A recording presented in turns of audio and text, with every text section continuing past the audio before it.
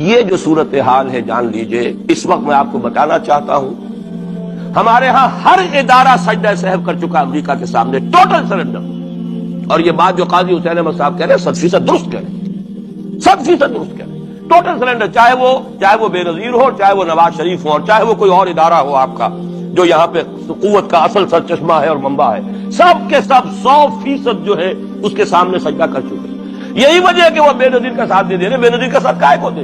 اگر نواز شریف ان سے بڑھ کر، ہم بھی ہیں دربار کے، اگر یہ کہنے کے لیے وہ اس سے بڑھ کر تیار ہو تو اسے کیا ضرورت پڑی ہے؟ اس کی کون سی کوئی رشتہ داری ہے بے نظیر کے ساتھ یا کسی اور کے ساتھ؟ ہاں، اگر نواز شریف کہیں کسی جگہ پر بھی کوئی اپنے پاؤں کو گھسیٹتا، ڈریگ کرتا اپنے فیٹ کو، کہیں کوئی رکاوٹ ڈالتا، پھر ٹھیک ہے، پھر اس کو آلٹرنیٹ لانے کے لیے تو کوئی ہے نا کوئی سوال۔ لیکن جب وہ ان سے بڑھ کر نیاز مند ہو، ان سے زیادہ بڑھ کر سجدہ کرنے کو تیار ہو، ان سے بڑھ کر کہیں ہم شریعت کوڈ ہی کو اٹھا کے پھینک دیں گے، اگر سود کا معاملہ جو ہے شریعت کوڈ کے حوالے سے ہمارے لیے مصیبت بنا، سود تو دیں گے، چلے گا، لائیے، خدا کے لیے لائیے، پیسہ لے کے آئیے، ہمارے ملک میں آئیے، پیسہ لگائیے۔ اور یہ سود وود کا یہ کوئی مولوی لوگ ہیں پاگل جو کہتے ہیں کہ یہ کوئی حرام ہے، اور کوئی پاگل ہمارے شاید وہ کورٹ والے بیٹھے ہوئے تھے جنہوں نے اسے کہہ دیا کہ بینک انٹرسٹ بھی جو ہے ربا ہے۔ باقی آپ ہم سے کوئی ڈر نہ رکھیے، میرے اسلام کو اب قصہ ماضی سمجھو، ہنس کے وہ مس بولی کہ پھر مجھ کو بھی راضی سمجھو۔ سیدھی سیدھی بات ہے، جھگڑا تو اسلام سے تمہارے سے تو نہیں، نہ بے نظیر سے جھگڑا ہے اور نہ نواز شریف سے جھگڑا ہے، جھگڑا اسلام سے۔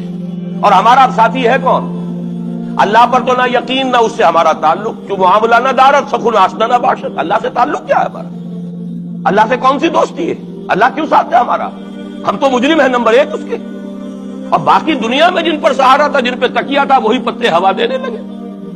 وہ تو بالکل امریکہ کی پالیسی معلوم ہوتی ہے کہ ہمیں تو ہاتھ پاؤں باندھ کر جیسے ہندو کے سامنے ڈال دیا جائے۔